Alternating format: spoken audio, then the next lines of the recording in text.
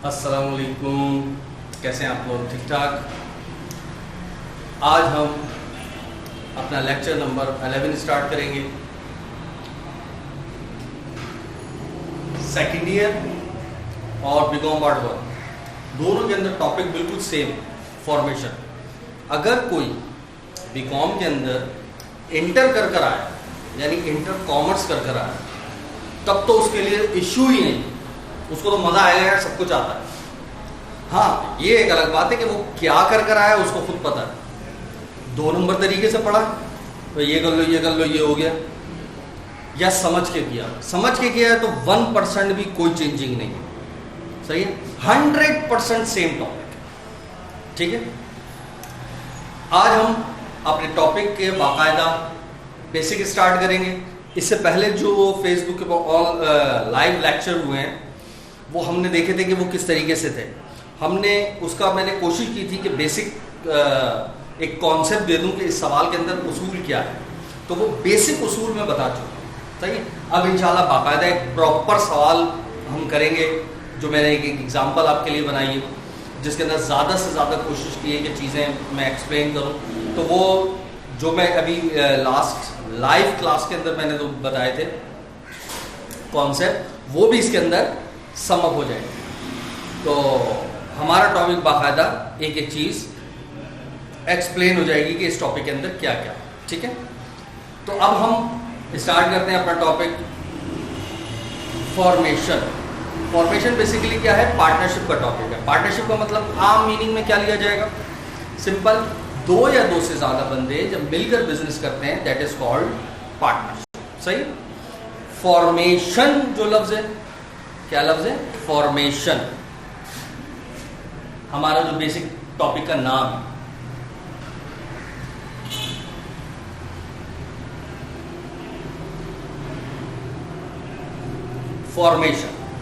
Formation का basically मतलब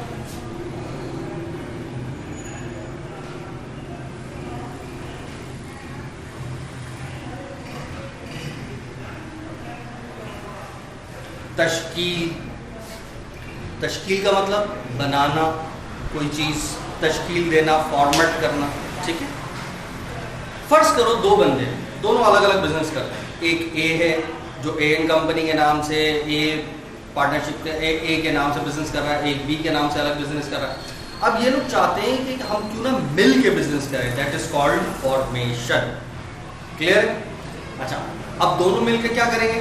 वो बोलेंगे तुम अपनी बैलेंस शीट ले आओ, मैं अपनी बैलेंस शीट ले आता हूँ। बैलेंस शीट क्या होती है? उसके अंदर पूरा बिजनेस, याद है ना हमने क्या पढ़ा था? पूरा बिजनेस किस चीज के ऊपर डिपेंड करता है? अकाउंटिंग इक्वेशन पर, यानी एसेट्स, लायबिलिटीज और इक्विटीज यानी कैपिटल। ये 3 चीजें होती हैं बेसिकली। तो वो भी बैलेंस शीट ले आएगा अपनी कि मेरे पास ये एसेट है, ये लायबिलिटी, मेरा ये कैपिटल। दूसरा बंदा आएगा, वो बोलेगा मेरा ये एसेट, ये लायबिलिटी, ये कैपिटल। सही है। तो अब हम एक कॉम्प्रीहेंसिव सवाल बनाते, और फिगर में बिल्कुल वही आसान लूँगा ताकि आपको समअप करने में आसान हो, बस कॉन्सेप्ट क्लियर। ठीक है, तो वो 2 बंदे अपना अपना बिजनेस ले आएंगे और एक पार्टनरशिप स्टार्ट हो जाएगी। अब हम मिल के बिजनेस करेंगे। ठीक है, ये एक सिंपल सा तर्जुमा हो गया कि जो हम टॉपिक पढ़ने जा रहे हैं उसका उसूल क्या है। इसमें करना क्या होता है? सिंपल, मैक्सिमम 2 चीज़। नंबर 1 एंट्री पास करो, और दूसरा काम बैलेंस शीट। एंट्री क्या होती है? वो जो आप फर्स्ट ईयर में या जब भी एंट्री अकाउंटिंग सीखते हैं तो पहली एंट्री कौन सी होती है? पहली एंट्री होती है बिजनेस स्टार्ट करने की, कैपिटल वाली। तो उसमें क्या होता है? असेट डेबिट, लायबिलिटी क्रेडिट, जो डिफरेंस आया वो कैपिटल क्रेडिट, खत्म। ये है टोटल उसूल इस सवाल। ठीक है ना? तो अब मैंने जो बातें ऑरली बयान की, मैं यहाँ पर लिख रहा हूँ। 2 बंदे हैं, उन दोनों का बिजनेस लिख रहा हूँ। ठीक है,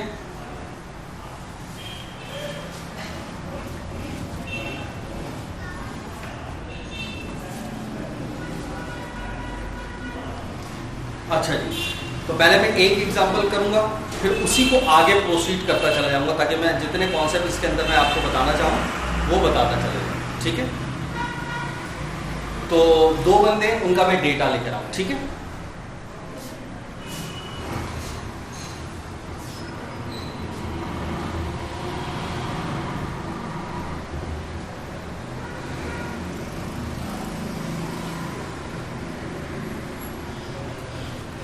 एक का नाम है ए और एक का नाम है बी, ठीक है। अब क्या क्या है,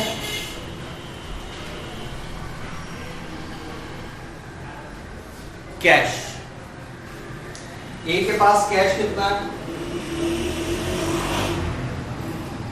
1000 और बी के पास 2000। अकाउंट्स रिसीवेबल 1200, 2200,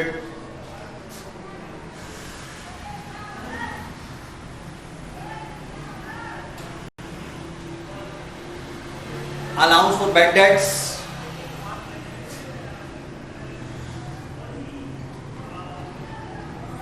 200,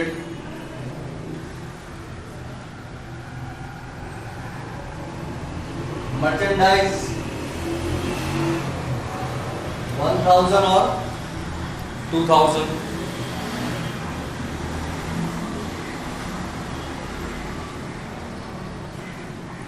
फर्नीचर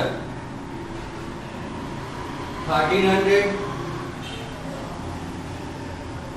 2400 और फर्नीचर के ऊपर अलाउंस फॉर डेप्रिसिएशन फर्नीचर का 300, 400,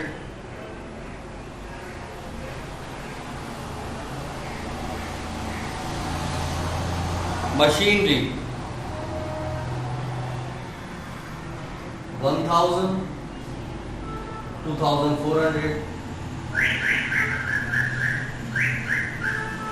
अलाउंस फॉर डेप्रिसिएशन मशीन के ऊपर, इस पे कुछ नहीं है और इस पे 500।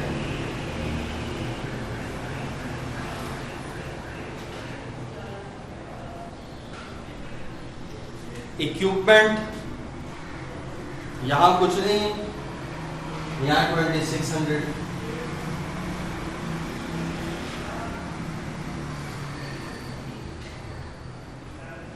अलाउंस फॉर डेप्रिसिएशन इसके पास नहीं, इसके पास 600 है। अकाउंट्स पेबल इसके पास 1000 है, इसके पास 2000।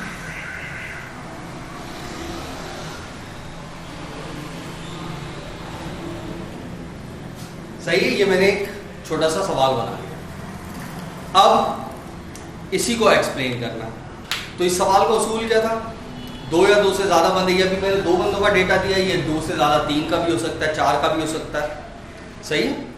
अब डेटा के अंदर क्या हो सकता है, 3 बातें, असेट, लायबिलिटी और कैपिटल। यहां पर मैंने सिर्फ असेट और लायबिलिटी लिखा, कैपिटल नहीं लिखा। अब यहां पर एक पॉइंट और पता चला कि मैं कैपिटल लफ्ज लिखूं या ना लिखूं, कोई फर्क नहीं पड़ता। सही है। सवाल के अंदर कैपिटल गिवन हो, फॉर्मेशन के टॉपिक के अंदर सवाल के अंदर गिवन हो या गिवन ना हो, जवाब की सेहत पे कोई असर नहीं पड़ता। अगर मुझे सवाल में भी लिखना हो तो मैं क्या करूंगा, सारे एसेट जमा करूंगा, उसमें से लायबिलिटी माइनस कर दूंगा तो मेरे पास कैपिटल आ जाएगा। मसलन cash, account receivable, merchandise, furniture, machinery, equipment, इन सबको ऐड करूंगा और इसमें से लेस क्या करूंगा, allowance for bad debts, allowance for depreciation, allowance for depreciation, allowance for depreciation और अकाउंट्स पेबल। ठीक है। तो ये सब के सब मैंने क्या कर दिया, अगर तमाम एसेट्स में से लायबिलिटीज माइनस कर दूं तो मेरे पास ये आ जाए। ठीक,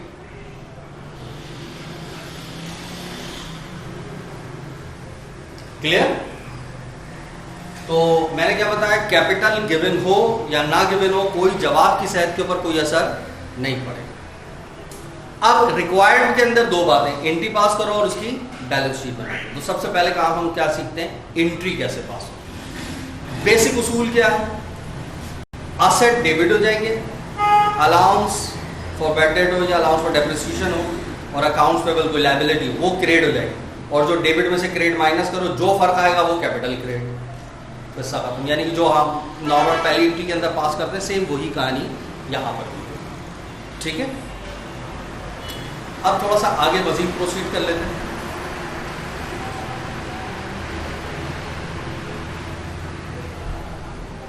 अब आपने उसूल क्या अपनाने, सबसे पहले तो हर बंदे का अलग अलग एंट्री पास कर, मिला के भी कर सकते हैं, लेकिन उसके अंदर प्लस माइनस में आपसे गलती हो सकती है, तो कोई रिस्क लेने की जरूरत नहीं। सिंपल आप क्या काम करेंगे, हर बंदे को अलग अलग कर देंगे, ठीक है। अब हम पहले एंट्री सीखते हैं कि किस तरीके से एंट्री पास। अच्छा, एक जनरल उसूल क्या है, सबसे पहले अलाउंस और डेप्रिसिएशन के बारे में।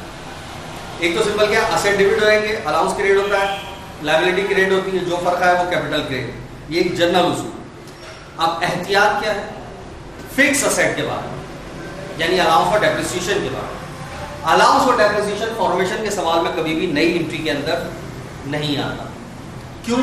अलाउंस फॉर डेप्रिसिएशन कंफर्मेशन होती है कि कंफर्म इतना आपका जो असेट्स है वो इस्तेमाल हो चुका, खत्म हो चुका, तो अब दोबारा से नए बिजनेस के अंदर कैरी फॉरवर्ड करने की जरूरत ही नहीं है।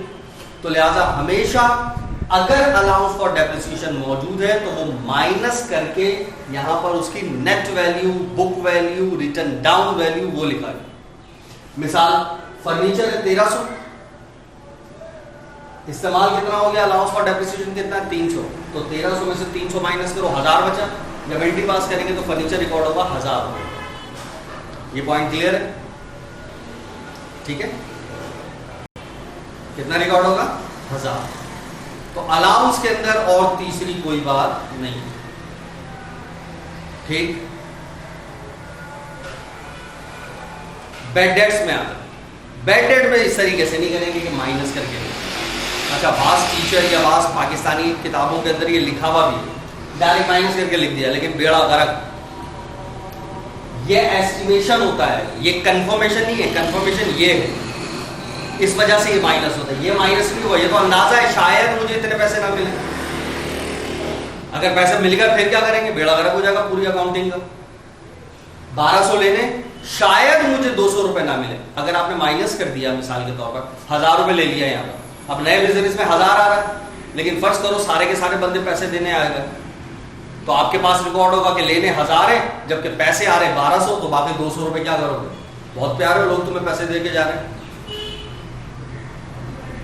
सही है, तो वहां अकाउंटिंग गलत हो जाएगी। सीखने में बड़ा आसान है, बाज़ दफा टीचर क्या है, इतना ज्यादा कौन समझाए यार, छोड़ो बस, जैसे ये करते ना वैसे ये करते, लो भाई आंसर आ गया। आंसर तो सेम आ जाएगा, सवाल गलत हो जाएगा, बोर्ड में कट जाएगा। क्लियर है? तो लिहाजा यहाँ पर ये याद रखना, यहाँ पर नहीं होगा। अकाउंट रिसीवेबल हमेशा ओरिजिनल डेबिट होगा। अगर अलाउंस और बैड डेट्स मौजूद है तो ये एज इट इज क्रिएट में आ जाएगा, ठीक। अब कैसे आते हैं, जो मैंने बोला वो यहाँ पर मैं अब एक्सप्लेन कर। सबसे पहले आ जाओ, किसको ले, कैश को ले लेते हैं, ठीक है। कैश असेट है तो कैश क्या हो जाएगा, डेबिट। अकाउंट रिसीवेबल असेट है 1200 से डेबिट। अलाउंस और बैड डेट्स ये क्रेडिट में आएगा, तो जब क्रेडिट लिखूंगा सही तो उस वक्त लिख लूंगा। मर्चेंडाइज असेट है, डेबिट आ जाएगा। फर्नीचर असेट है, लेकिन फौरन मेरी एहतियात याद आ जानी चाहिए कि फिक्स असेट के ऊपर क्या करेंगे, जब भी फिक्स असेट होगा तो क्या करेंगे,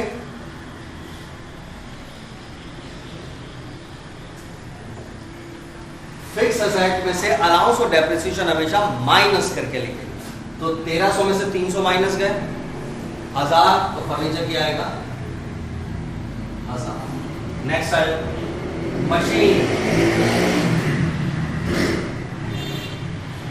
ये भी असेट है, अगर अलाउंस होते तो माइनस करके लिखेंगे, इसके ऊपर अलाउंस ही नहीं तो क्या करें, 1000 का 1000। इक्विपमेंट ये भी फिक्स असेट है, अगर अलाउंस होंगे तो माइनस करके लिखेंगे, यहाँ तो इक्विपमेंट ही नहीं है तो लिहाजा लेने की भी जरूरत नहीं है। तो मैंने सारे पॉइंट्स क्लियर कर दिए, सारे एसेट हो गए। अब आ जाते हैं क्रेडिट। क्रेडिट में सबसे पहले बोली को जो मिस हो गया, कहीं भूल ना जाए, तो सबसे पहले क्या था, allowance for bad dates.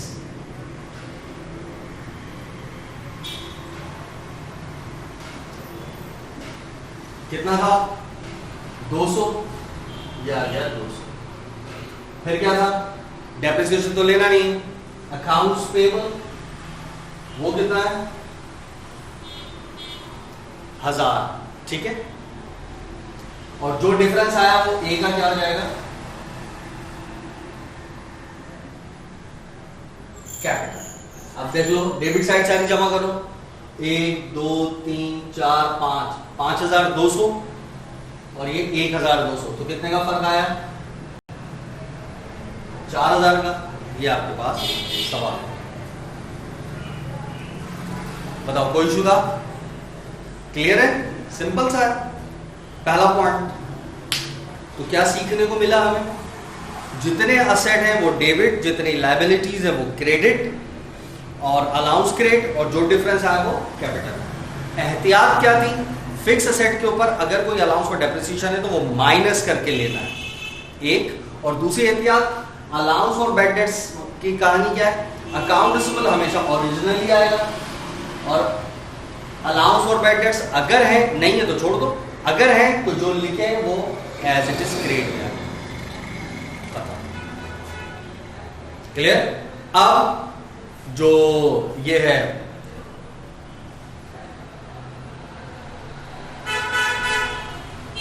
B, अब इसका आप बताएं क्या क्या करें, फिर इसकी बैलेंस शीट भी अभी बनेगी, सही है ना। तो बी का आप बताओ, सबसे पहले क्या करें, कैश 2000 ले लूं,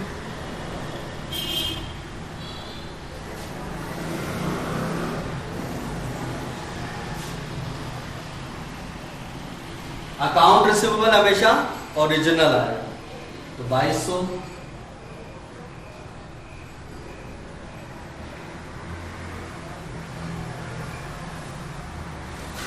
account allowance of bad debts ये क्रेडिट में आएगा, तो जब क्रेडिट लिखेंगे तब लिख लेंगे, सही। मर्चेंडाइज 2000, फर्नीचर, अच्छा फिर वही फिक्स असेट है, अगर अलाउंस और डेप्रिसिएशन होगा तो माइनस करके लेंगे, 400 रुपए अलाउंस है ना, डेप्रिसिएशन माइनस कर दो, 2400 में से 400 माइनस करो, 2000।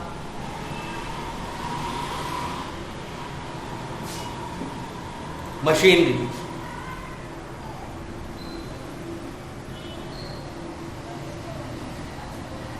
वो भी फिक्स है, अलाउंस फॉर डेप्रिसिएशन होगा तो माइनस करके लिखेंगे, अलाउंस फॉर डेप्रिसिएशन है, माइनस कर दो 2500 में से 500, कितना बचा 2000। इक्विपमेंट वो भी एसेट है,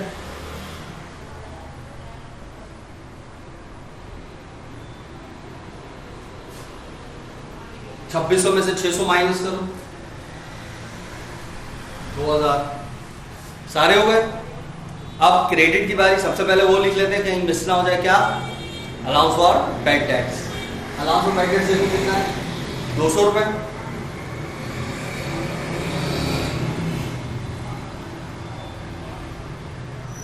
अलाउंस फॉर बैड डेट्स 200, और डेप्रिसिएशन तो आएगा नहीं, क्या बचा, अकाउंट्स पेबल, अकाउंट्स पेबल कितना है 2000, बस। अब क्या करें, जो फर्क आए वो बी का कैपिटल।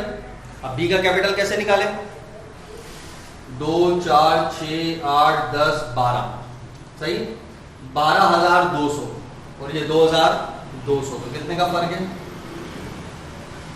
10,000, ये ए का कैपिटल।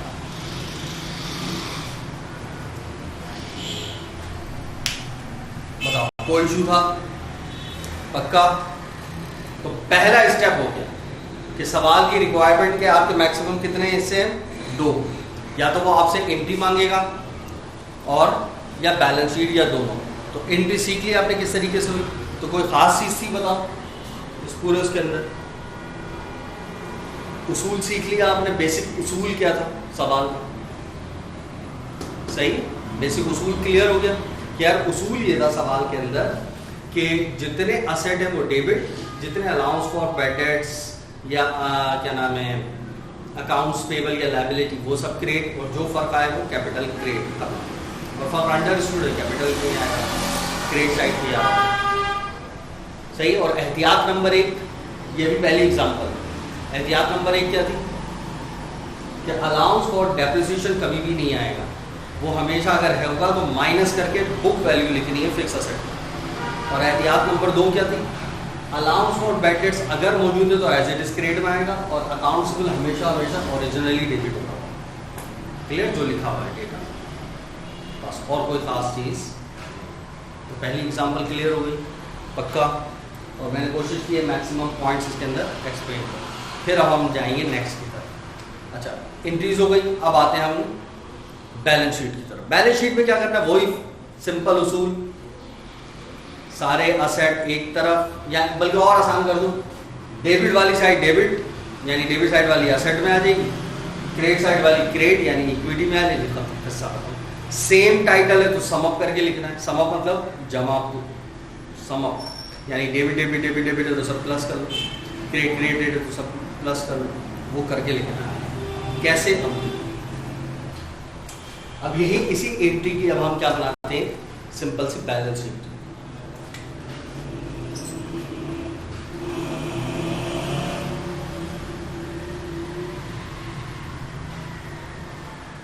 बैलेंस शीट के अंदर क्या होता है, 2 साइड्स होती हैं। सबसे पहले तो वो हेडिंग वेडिंग डाल दो, क्या इसके अंदर क्या क्या सवाल के अंदर चीजें होंगी। सही, जैसे 2 बंदे हैं तो ए एंड बी, सही, हेडिंग बना दी A and B partnership.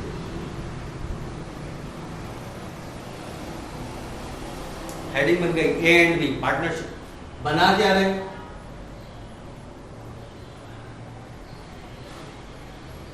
Balance sheet बना रहे। कब बना रहे हैं, फर्स्ट करो जैन की 1 2020। वो सवाल में अगर लिखा है डेट तो लिखो, नहीं लिखा तो ना। ये वाली साइड क्या होगी, एसेट्स, और ये वाली साइड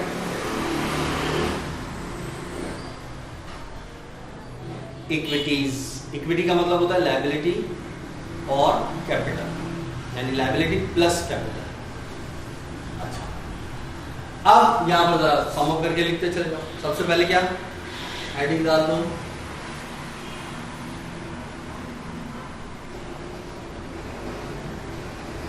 करंट एसेट। अब इसमें से देखो करंट एसेट कौन कौन, कैश करंट है, एक कैश ये रहा और एक कैश ये रहा, तो 1 और 2 कितना हो गया, 3। तो बस आपने सम अप करके लिखना है कैश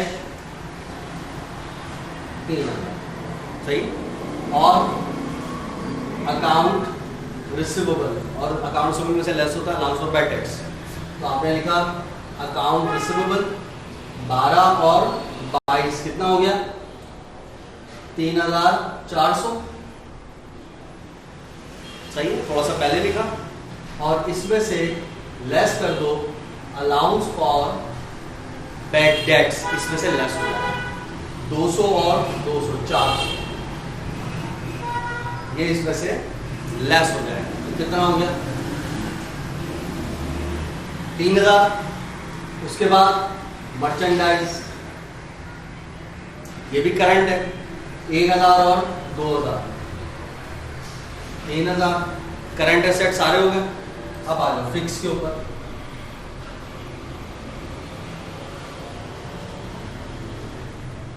फिक्स में क्या पड़ा हुआ, फर्नीचर 1000 और 2000 3000, और मशीनरी 1000 और 2000 3000। इक्विपमेंट ये भी है और एक ही है, तो बस वही आ जाएगा 2000, सही है। एहतियातन कुछ चेक भी कर लो, कोई ऐसा तो नहीं कोई चीज बच गई हो, सब हो गया डेबिट वाला। अब आ जाते क्रेडिट। सबसे पहले हेडिंग वाली करंट लायबिलिटी। अब अब करंट लायबिलिटी कौन कौन सी है? एक ही है सिर्फ अकाउंट्स पेबल, तो 1 और 2 3, अकाउंट्स पेबल 3, बस और कुछ भी नहीं। फिर हेडिंग क्या? पार्टनर्स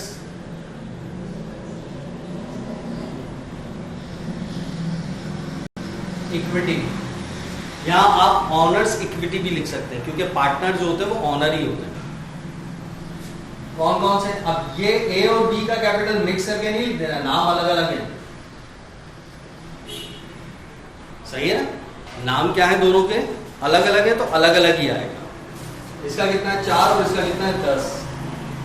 4000 और 10 सब हो गया। अब क्या करें? सम अप कर लो। ये कितना हो गया? 10 और 4 14 और 3 17, और जरा इसको जमा कर लो।